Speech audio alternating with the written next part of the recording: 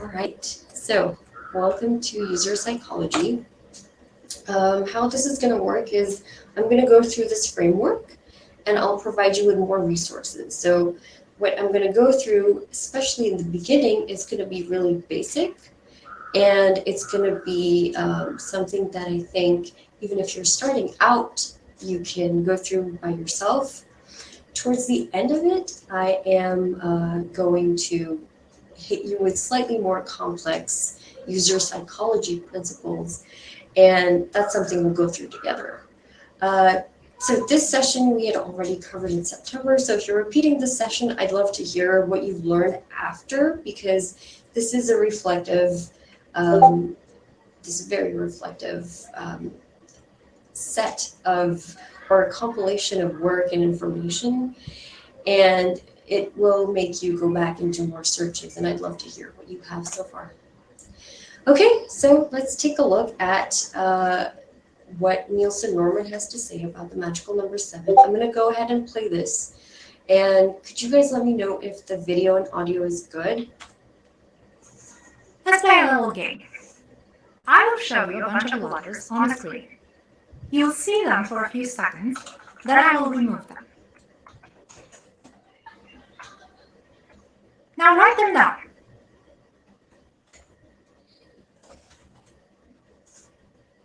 Okay, here's what I'm going to do. I'm going to go back and I'm going to give you a chance to, you don't have to write it down on a piece of paper. You might have your phones handy, so you can go ahead and write it or type it down on your phone. Oh, my bad. Hang on.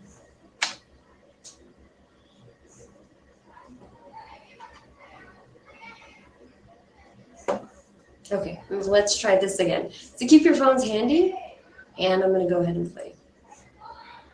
Let's play a little game. I will show you a bunch of letters on a screen. You'll see them for a few seconds, then I will remove them. Now write them down.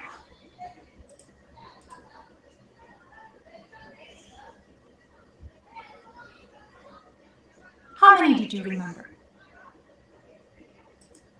If you're like most people, it's probably about 7 plus or minus 2.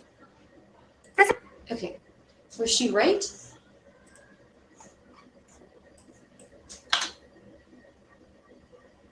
Yes, okay.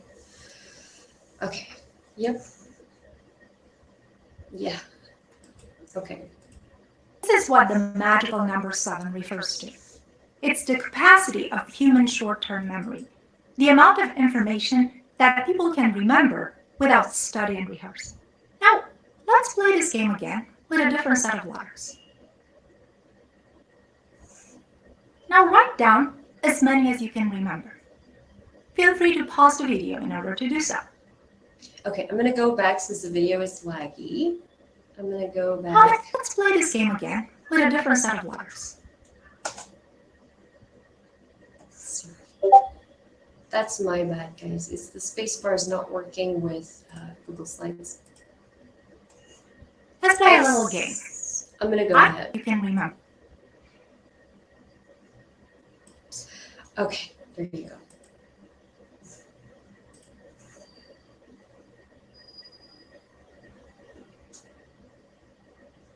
Okay. Now write down as many as you can remember.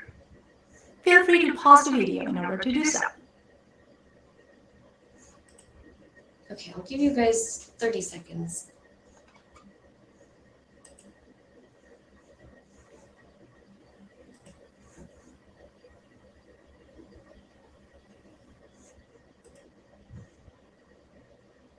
Oh, echoing as well, huh? Okay, I'll mute myself. So go ahead and type out how many you could remember.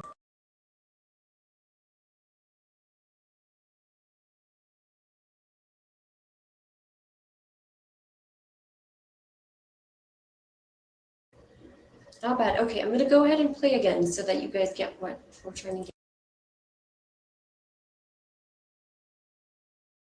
How many letters did you recall this time?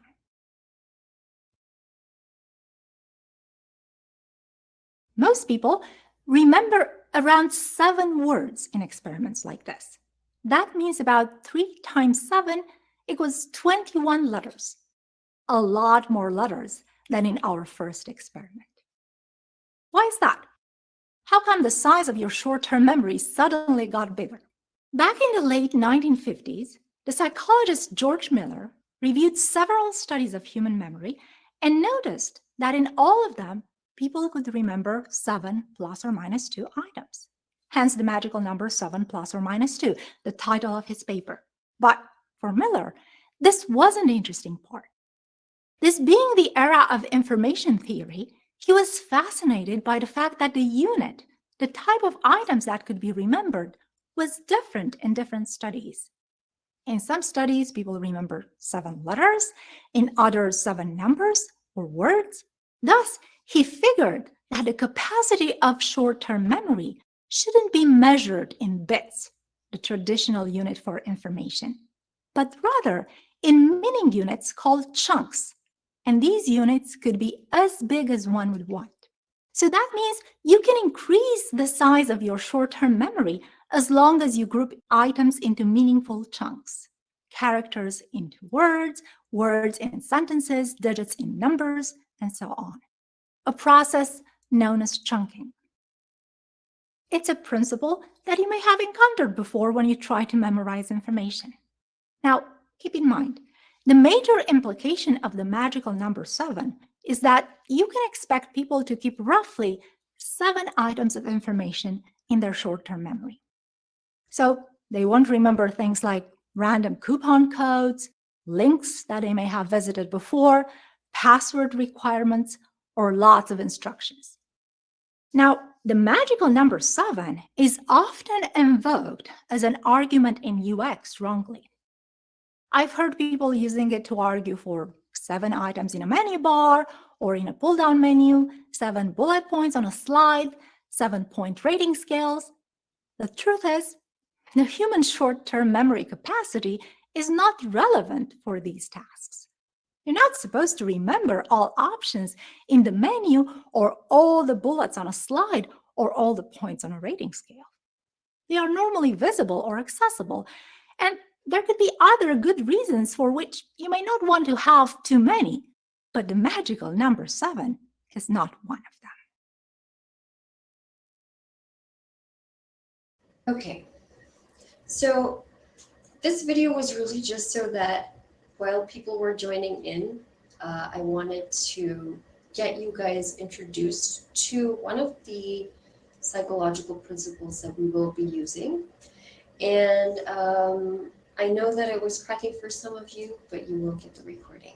Okay, so did you guys feel like you resonated with this, or do you feel like you got to use this at some point in your designs?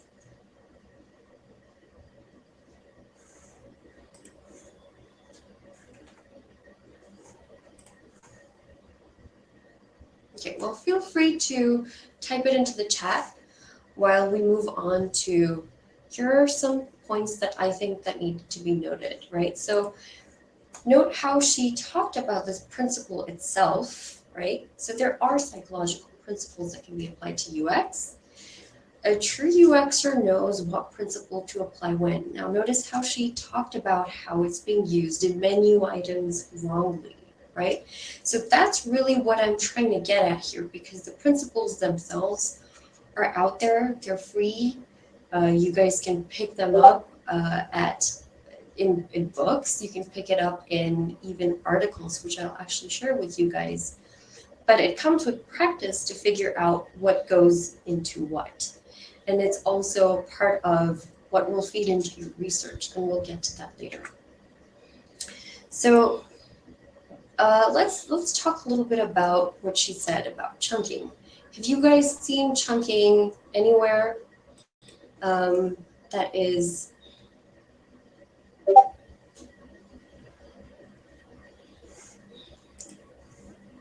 probably very common, actually? Hey, somebody unmuted.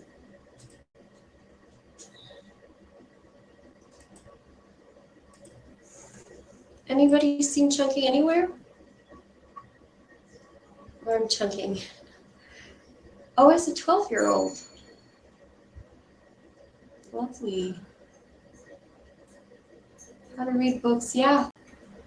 That's actually something that as a child you really do need it. Redeem codes, yep. Hey, somebody unmuted, go ahead.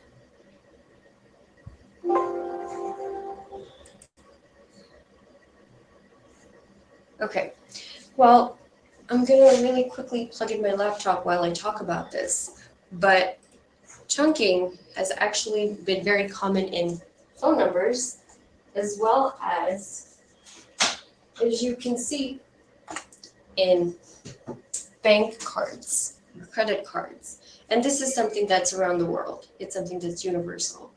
And the whole point is that it's easy for you to copy. With phone numbers, of course, it's easy for you to remember. And it's something that happens not just in certain countries, and that's why I went for this example. Someone's asking, so don't worry about Discord, guys. I will send you guys an invite at the end. Okay, so it's essentially a tool to hack your working memory. And working memory is something that's it's a very deep topic, so I won't go into that. Memory is one of the human factors. So I don't know if you guys were there for our human factors session. But, okay, I don't see anybody here from the human factors session. But you will see a lot of overlap with human factors and user psychology. And let's just skim over what human factors is really quickly. So Wikipedia says that human factors in ergonomics is the application of psychological and physiological principles to the engineering and design of products, processes, and systems. So just a very simple example that I could give you guys is, you know how there's a minimum size for a button? That 45 pixel by 45 pixel, or really it's 44 by 44, that's the minimum. That's based on the size of a human thumb, because that's what we're clicking with, right? So human factors feed into a lot of interface design and UX design.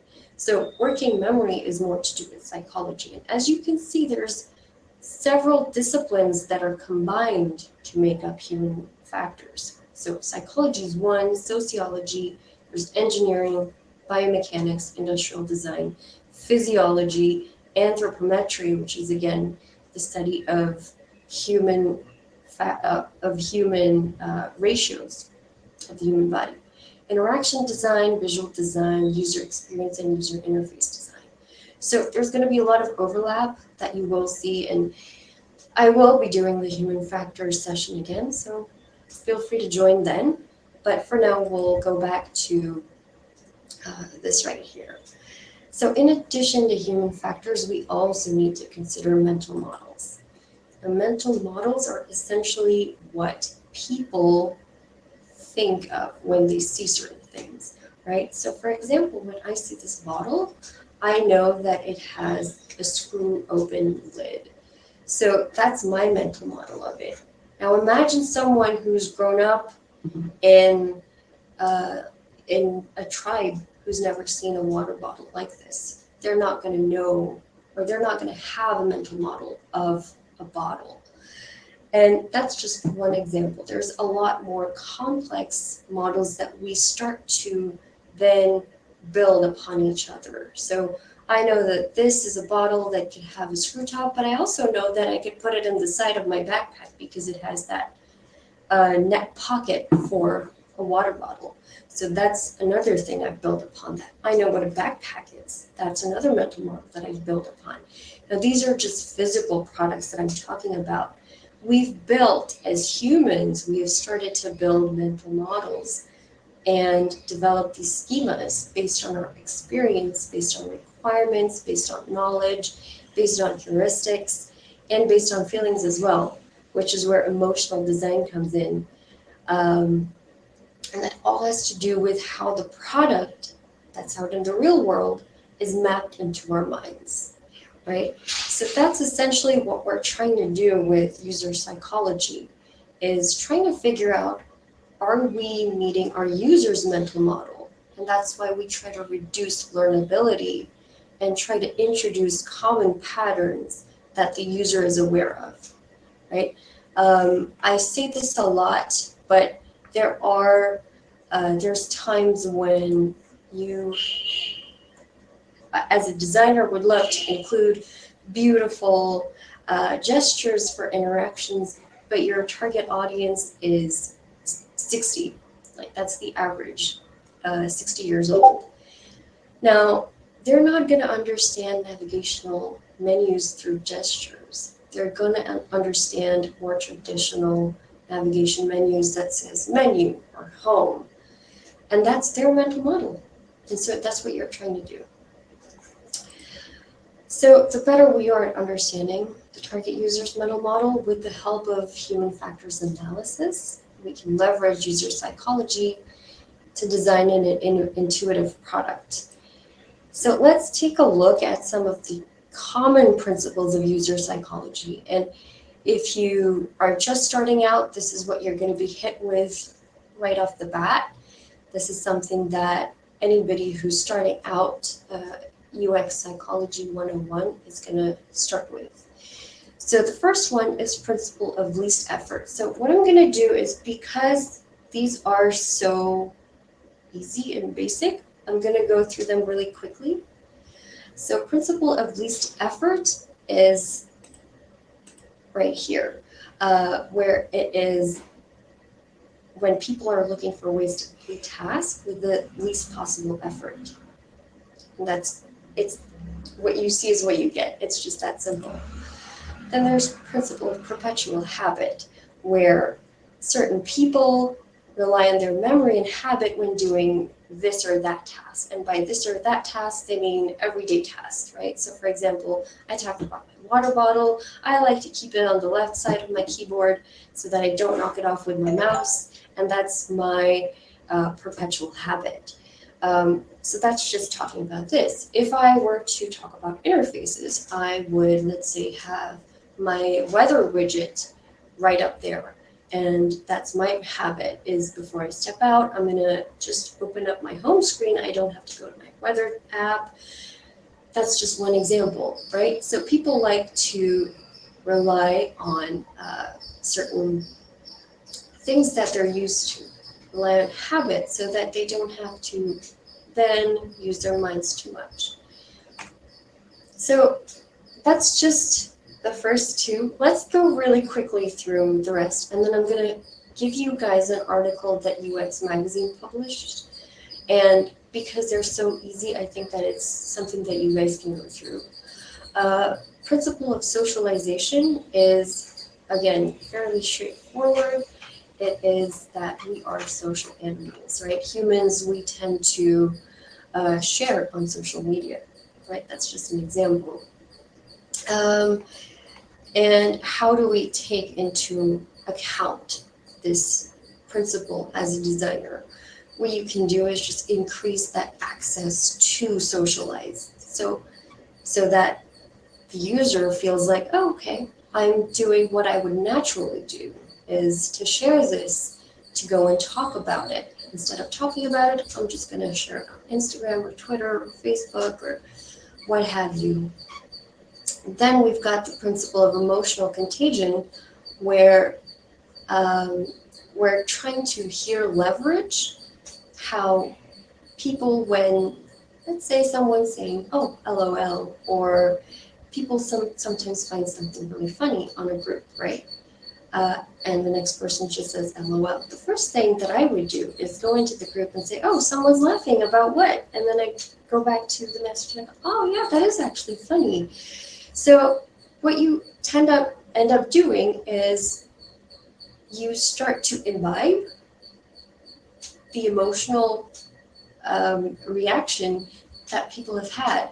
So that's essentially how we start to relate to each other, and that's how we build trust. So as a designer, you may see it in, let's say, reviews or ratings, right? So that's that. With principle of identity, it's more to do with a feeling of community, a feeling of oneness. Um, this is also what drives people to want to get awards by the community. So, for example, let's say you're working in a company, let's say you're working at Google. Any Google employee would be really happy to say, this is the award that I got from Google. So, that same principle can be applied to design, and this is more to do with branding and identity and logos and gamification. And that's something that's newer, and that's something that we're actually working on more research for. Okay, so I know I'm going really quickly, but feel free to drop into the chat how, if you think I need to elaborate on any particular. Hey, someone's muted, unmuted. Hi, Johnny. Oh, okay. Hi, sorry. Hi, did you have a question? No. Okay. Okay, never mind. I know I'm going really quickly, so I'd really appreciate if you have any questions, go ahead and type it in chat, and I'm happy to go through it again. Okay, then we've got the principle of beauty. So that is fairly basic, where you're looking at how does your target audience identify, successful or high quality, beautiful. What do they think it means to them? So right now, for me, myself, as a designer, I like to have space. I like sans serif fonts. I like the color white because it shows space. So all my furniture is white. So if I were the target audience, for me, that's what defines beauty. And then we finally got the magical number 7 plus or minus 2, which I felt was very important to go through the video about. So I won't dwell too much on that. Move on to the psychology of mistakes. Now, this notion of mistakes that's listed out here, it doesn't just mean the user's mistake, it could also be a system error. And how mistakes or errors tend to have a big impression in people's minds, right? So, of course, you're trying to reduce error from the user side and the system side. As a designer, you're trying to eliminate it, or you're trying to make sure that they have the right messaging to correct their error. But you just want to make sure that your user testing is covering all scenarios. And you want to make sure that nothing serious is missed out, especially when you're doing something like flight bookings, or if it's a fintech application, you really want to make sure that your user testing is very, very thorough. You want to make sure that there is an undo option as well. And this actually overlaps a little bit with the heuristic section that we had earlier. But yeah, you really want to make sure that your users feel comfortable, even if they have made a mistake that you may not have accounted for. You're hitting them with a message that says, hey, we're sorry, but you've come across this error, and this is how you can solve it, or this is whom you can reach out to. So you really want to make sure that they're comfortable, even though they made such a big mistake, because for them, of course, it is definitely the system that's at fault, but it is a bad impression that you're leaving in your users' minds.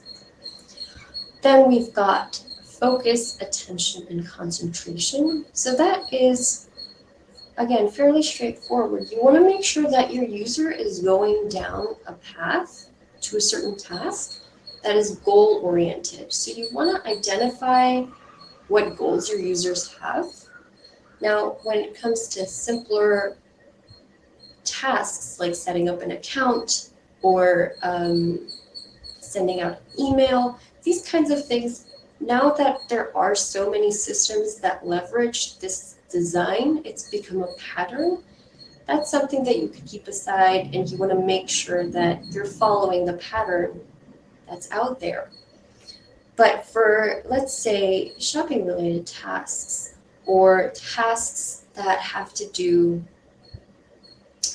with fintech again, right? Banking. You'll start to notice when you're using banking apps that there's certain times that some of the options that were on the screen earlier have disappeared and you're just focused on that task. So for example, when you're entering card details, you might see that only the text field or the input field for that is highlighted and you can't do anything else on the screen. So that is focused attention and concentration. I have many a times as a designer made sure to tell the business team that, hey, when the user's going down this task of checking out and they've already put everything in their cart, let's not hit them with, this is what else you can buy. Now, this is just for our product, okay? So you do want to do your research and figure out what works when. So in my case, I made sure that they went ahead and let the user focus on that task and didn't click menu or footer. I made sure that that was something that they focused on, and all they could do was go back, forth, or exit the task and nothing else. So that's something that you want to keep in mind. Okay, so we just went through all of them really quickly, and let me drop in this link to UX Magazine, and they've done a great job by simplifying it to a level that even if you're not a designer or a psychologist, you can understand the way they've laid it out. So what I want to focus on with you guys today is slightly more complex tasks that are performed by humans. So let's take a look at choice overload. Okay, I'm going to go ahead and mute myself, but I'm going to be available in chat. Making choices can be hard. In our interfaces, when users encounter decision fatigue or avoid making a choice altogether, they're experiencing something known as choice overload. Choice overload is a behavioral economics principle that describes the negative effects of having too many options to choose from. I want to mention two negative outcomes of choice overload: buyer's remorse and analysis paralysis. When users have too many choices and hastily make a decision, they may experience buyer's remorse. Buyer's remorse is the sense of regret you feel after purchasing a product or a service, especially those products and services at higher price points. This psychological state may lead to consumers denouncing the product and the company, which of course will negatively impact the business. Alternatively, when users are unable to make a decision due to the number of choices, analysis paralysis has occurred. Analysis paralysis happens when a user overthinks or overanalyzes a decision to the point where no decision is made and no action is taken. This behavioral principle can lead to decreased user engagement and fewer sales. The best way to reduce choice overload is to just reduce the number of products and services you offer. Evaluate product offerings and look for areas of overlap. If two or more products aren't clearly different from one another, get rid of them. But when scaling down the number of offerings isn't a possibility, there are a few methods we can use to try and resolve choice overload. First, categorize and group products in meaningful ways. Card sorting is a great method to help you discover the best way to organize your products. Categorizing products can increase findability and help users achieve their goal of selecting a product. Second, highlight top products and services. By prioritizing our offerings, we can advise users to strongly consider one option over others. This technique makes it easier for users to find the best seller or the most popular options. And third, implement comparison tables to compare up to 5 items. Comparison tables can significantly reduce the opportunity for analysis paralysis because they assist users in analyzing the features of multiple products. Remember that choice is a good thing, but like everything else in life, too much of it can be counterproductive. Okay, So we covered a whole lot in this small short video. Does anybody have any thoughts around what we just heard? Because essentially what we talked about is how users make decisions.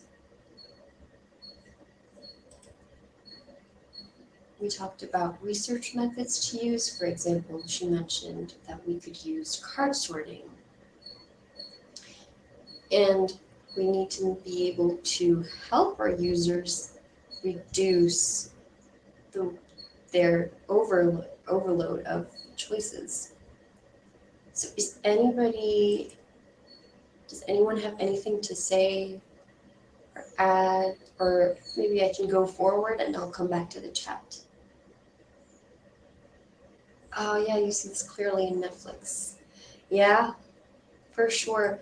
What you'll notice is when it comes to Netflix or all the OTT services that are out there, they've done a whole lot of research in terms of what to display or what is it that's helping their users make the choice. Booking.com reduces choices. Absolutely. Absolutely, yeah. So let's break this down, okay? Let's take a look at, Making choices can be hard. okay, let's take a look at how users make decisions. Now there's a lot to unpack here, so I'm gonna take this part a little slow, okay? So there's two decision-making strategies. One's non-compensatory and one is compensatory. Non-compensatory decision-making strategy eliminates alternatives that do not meet a particular criteria. So for example, if I were looking for a phone, I would first, personally, I would start with a non-compensatory decision-making strategy and go, I definitely want a flagship Android phone. And so that eliminates a whole lot of other stuff. From there, I'm going to start a compensatory decision-making process. Now, that's me. A compensatory decision-making strategy weighs the positive and negative attributes of the considered alternatives and allows for positive attributes to compensate for the negative ones. So for example, I ended up with a OnePlus device because I liked the audio. It was a digital Dolby surround. But that's me. I started out with non-compensatory and went down to compensatory. You want to make sure as a designer you understand how your users are thinking about this. And I'm stressing on this not just because it's very common in e-commerce, but this is going to help your users decide whether or not they want to go with your product. So you want to make sure that you're displaying the information they need to make their decision. Okay, so for example, there's hundreds of bathroom vanities available at Lowe's, and there's far too many options to consider individually. So to narrow it down, they have search and filter. This is a very common pattern, having search and filter.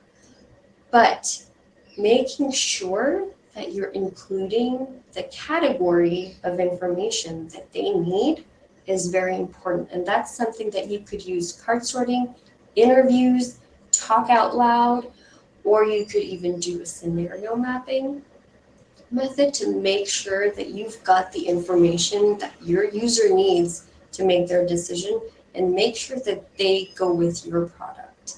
So really what you're trying to do is you're trying to influence your user's behavior. You want to meet your business goals, right? As a designer, of course, you're advocating for your user, but you want to meet your business goals ethically, of course, but that's really what you want to do. You want to influence your users to go for your product, whether it is a phone, whether it is an application, whether it is just a website that's selling a product. You want to make sure that you've understood how they're thinking about choosing this particular product, right? So depending on the number of results remaining, they may continue adding additional filters, preferences such as color finishes, And once the result list is reduced to a feasible size, that's when they start to compare. So that's why you also see the pattern for comparing. You can actually select a few items, especially when it's an e-commerce catalog. You can select, or you could even select pricing plans, and then they actually have it laid out in a table, helping you make your decision. What you don't realize is that they're influencing your behavior because they understand the way that you think about it. So the same thing with Netflix and Booking.com. They totally understand where you're coming from, what mindset you're in when you're making this decision, right? When you're at Netflix, you're at home, you're in comfortable clothes. You want to sit down. You want to probably get yourself something, depending on the time of the day. You probably want to get something warm or cold, and a snack, and just sit down. They know that you're in that mindset. When it comes to Booking.com, they know you're excited about traveling. They know that you're ready to actually just book right then and there. So they understand your psyche, and they know the decisions that, or they know the criteria that will help you make your decision. So that's really what you want to do. So let's break it down a little more. So this lady's going to talk about searching, and try to think of it from a new perspective. Try to think of it, because she's going to talk about Google searches. So try to separate yourself as a Google user for a second and try to see it from a fresh perspective. When people search for information, they don't always browse all choices and choose the best one. In contrast, sometimes they want one they think is good enough and they come across first. This behavior pattern also works when people seek information online. In our eye-tracking study, we found that people looked at only one result on the search result pages in 20% of all search instances. We call this the love at first sight gaze pattern. Most of the time, this result that gets the user's attention is often the first one on the page, but not always. For example, an eye-tracking study participant explored events she could attend in Atlanta for an upcoming trip. She searched for it and scanned the very first result, an event calendar that Google had integrated on the SERP. She gazed at the calendar, clicked on it, and started browsing right away, without even a glance at the other results. Several factors work together and contribute to this pattern. First, people believe that the search engine will pick the best answer and present it at the top of SERPs. It's called Google gullibility and exists across cultures. Second, the emergent attractive SERP features, such as feature snippets, also help people more quickly locate the search engine's pick for the best answer. A participant tried to figure out what documents she would need to cross a border from the US to Canada. The feature snippet of the first result, an article from USA Today, listed the required documents and resolved their question. The third cause can be low motivation or lack of available time. When people aren't very motivated or don't have enough time to explore multiple options, they may rely on what the search engine picks as the best answer to their query without scrutinizing. Last but not least, sometimes the first result meets the needs of users perfectly. This situation happens more frequently when users know precisely what they want, such as when users try to go to a particular website. For site designers and content providers, we should understand user needs and questions and tailor our content to precisely address those questions. In this way, we can increase the chance that our content will be picked as the best answer by the search engine and shown in the SERP feature. On the other hand, this gaze pattern doesn't always happen. So you are not doomed if your site isn't the first one on the SERP. For example, when people perform research activities, they are more likely to browse more search results to make the decision. High quality, relevant content is always vital.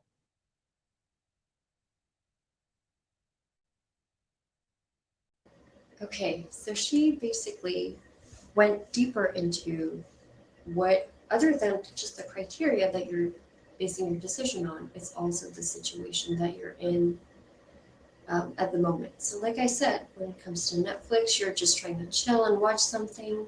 When you're on booking.com, you just want to book something. It could be exotic, it could be exciting.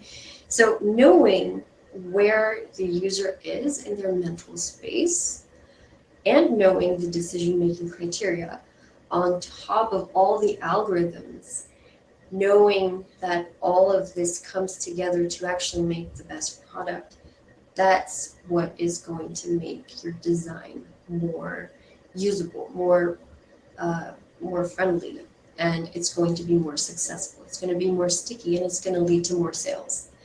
So that's essentially what I'm trying to do here, is trying to get designers to start to think of it more as a sales activity when it comes to designing an interface. What you're trying to do is you're trying to increase your sales. So, does anybody have any questions so far?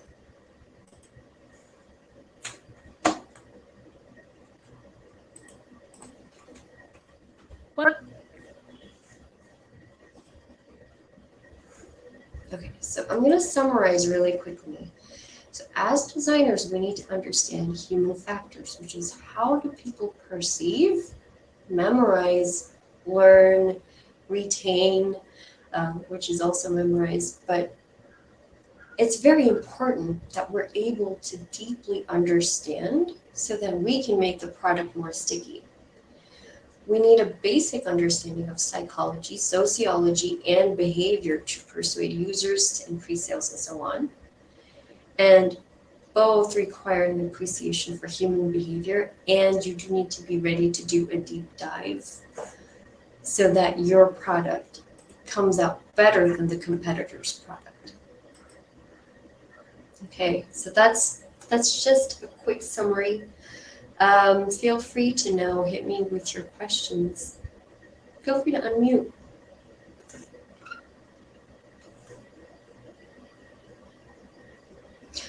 You can also just tell me if I went too fast or you want me to repeat something. Yeah, very interesting. Okay, lovely. Here's what I'm going to do. I'm going to keep taking questions, but I'm going to stop